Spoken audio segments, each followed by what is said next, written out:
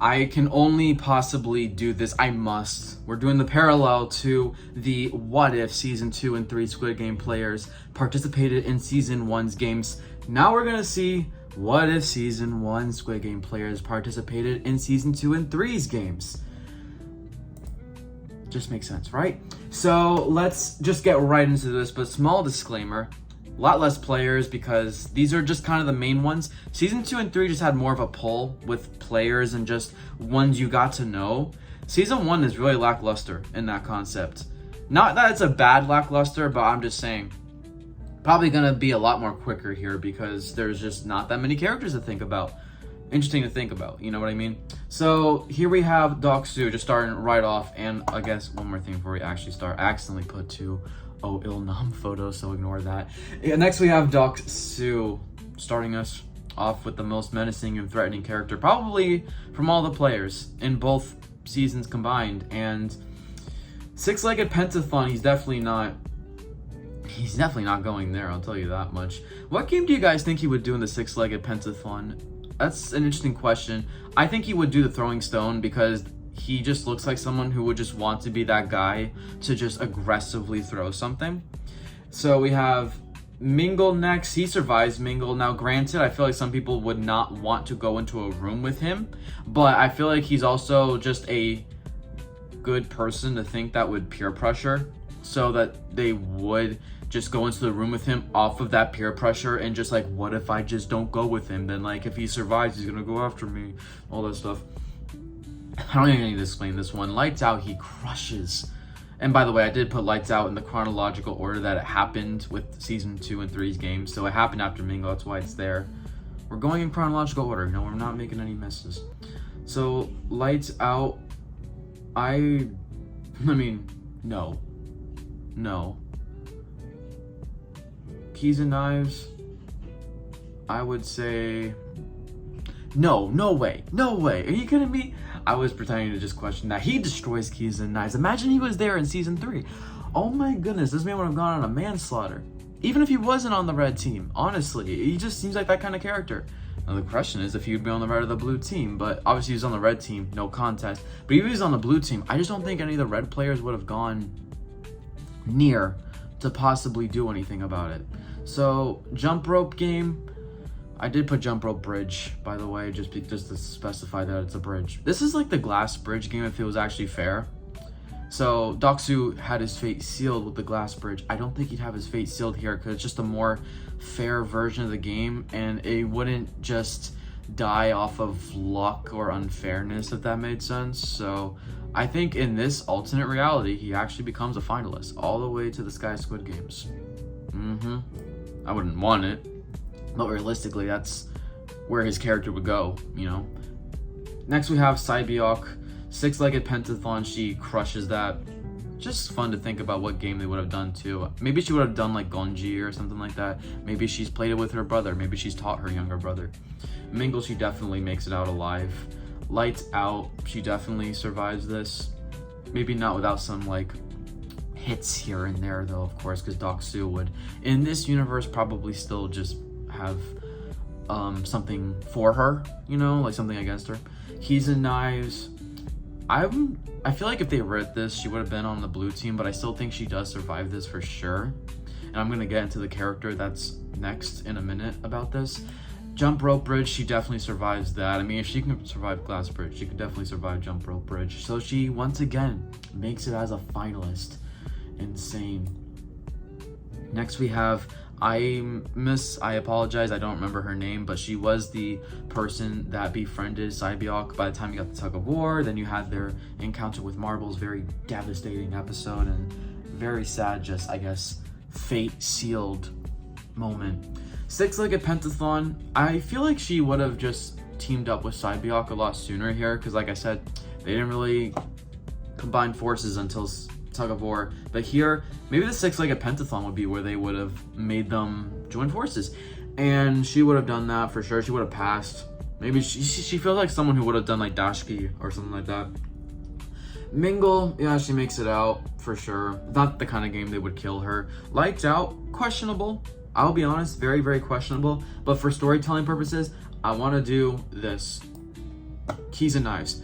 I think that she dies in Keys and Knives as a blue player, and I think Sae-byeok would try everything to protect her, but maybe just something happens where she just couldn't protect her, and that's going to be something that guilt trips her for the remaining games. I feel like this would have been the kind of game that would have killed her off, in my opinion. Like, she's not that kind of like person that's like threatening enough to kill somebody if she was on the red team, but if she was on the blue team, I don't think she has those survival instincts to avoid all the mass just people who actually would have it in them to like go for kills like that, especially in a scenario where like you have to kill someone or else you're dead. So next we have Oh Il-nam. I put him on this list because I was just really curious to think, where do you guys think he would have just called it a day in terms of stop pretending to be a player and just ride off into the sunset? Six-legged pentathlon, he makes it out. Mingle. Now, this is something to note. Gi-hun's not around, so he wouldn't have Gi-hun to befriend. So I'm not too sure. But like, just for the sake of it, I think he survived six-legged pentathlon. Maybe something like In-ho, where like they're the last team. So just in case they had to kill them, they would keep In-ho alive, so no one else saw it. They probably would have done the same for Il-nam, of course. Here we have Mingle. Now, Mingle is very interesting, but I'm just not sure many people would go with him. But I feel like maybe he just about survives Mingle. Lights Out, he survives. I mean, he survived the one in season 1 too, but I just feel like he just would not get involved in the brawl and stuff. Keys and Knives. This is the game where he doesn't die, but I think this is the game where he actually just fakes his death and pretends like he got killed by somebody and then bites the dust, pretty much. Next we have the Crazy Lady, another person I unfortunately don't remember her name. I don't even remember her player number. Six-legged pentathlon, she survives. We're still going on the concept that like she starts getting lovey-dovey with Deok-su, and then they like turn against each other and just like a massive falling out. Mingle makes it out alive. I'm gonna go bold here. I'm gonna say that she bites the dust and Lights Out at the hands of Deok-su. Now, when Lights Out happened in season 1, they weren't foes yet. They were in an alliance. So she kind of was like behind Deok-su's team. Like she had them to back her up. I feel like if Deok-su was going out to kill her or hate her by the time Lights Out happened here, which I think would have been the case at this point because it happens a little later, I think she bites the dust. I think she's a goner. In those circumstances, I think she's a goner. Next we have Ali Abdul. To this day, probably the most innocent or like naive too, but like, you know, sweet, kind-hearted players of the entire show. Six-legged pentathlon definitely makes it out alive. Let me tell you this, he's definitely not doing the spinning top, not with that missing finger. Mingle definitely makes it out alive there. It's not a game that would kill him off. Lights Out, yeah, makes it out. He made it out the one in season 1. Keys and Knives is interesting. I wonder if he would have been a red or a blue player. Would he have it in him to kill someone if it was on the red team? I honestly feel like he might have, just for the moment. Maybe.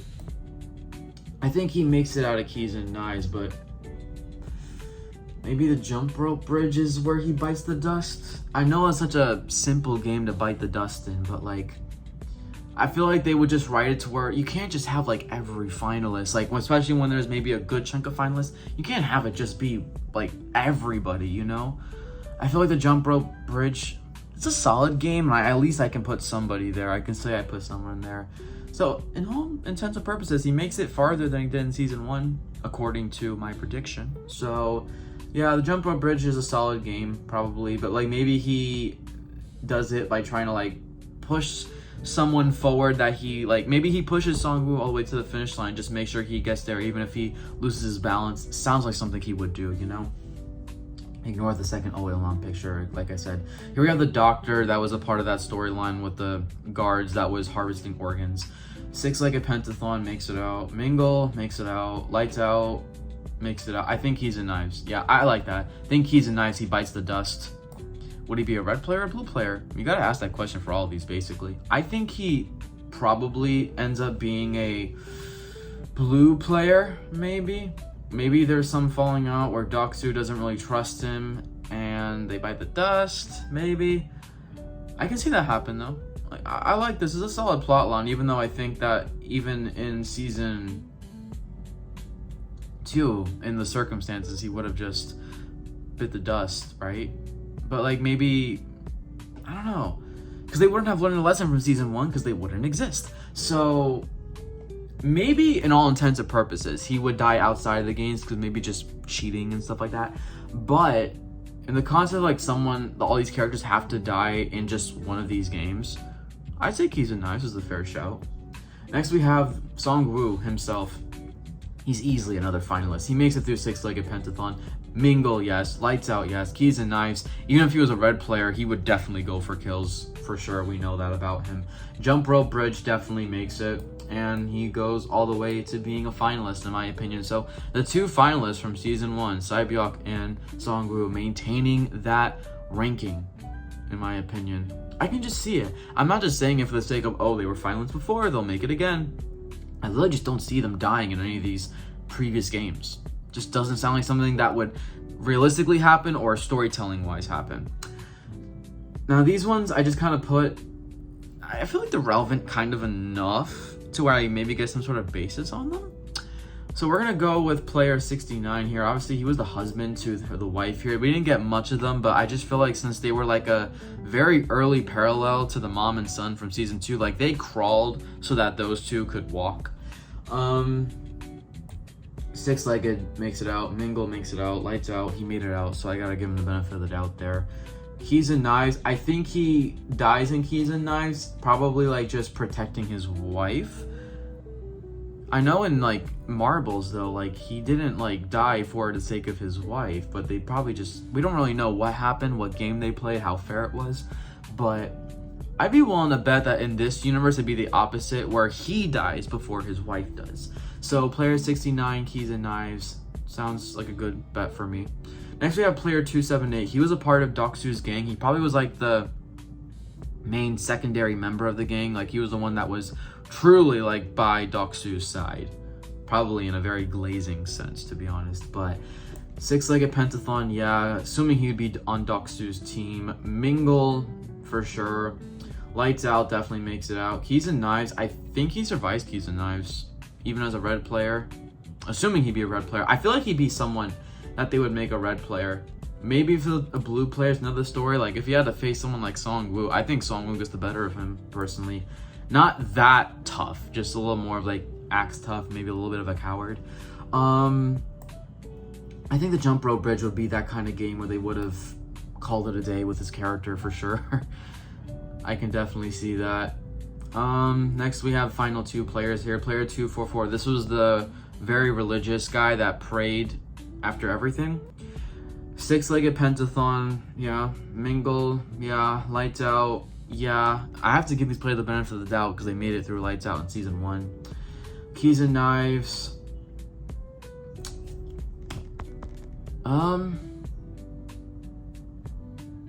Keys and Knives or Jump Bridge? What do you guys think? I feel like it has to be one of these games. He's definitely not making it to be a finalist, but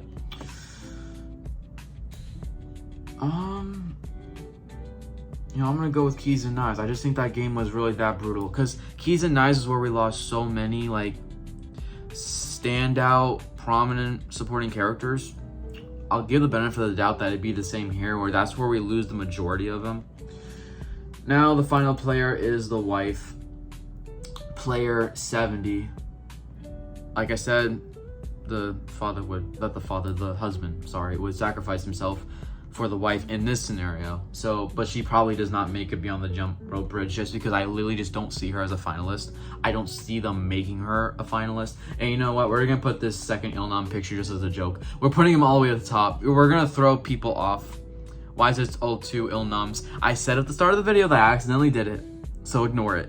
But I'm just gonna put it as a finalist now, so he's in finalist and Keys and I just to throw people off. Because hey, technically I can say that he's still alive. I didn't say he died. I just said it's the game where he would call it a day.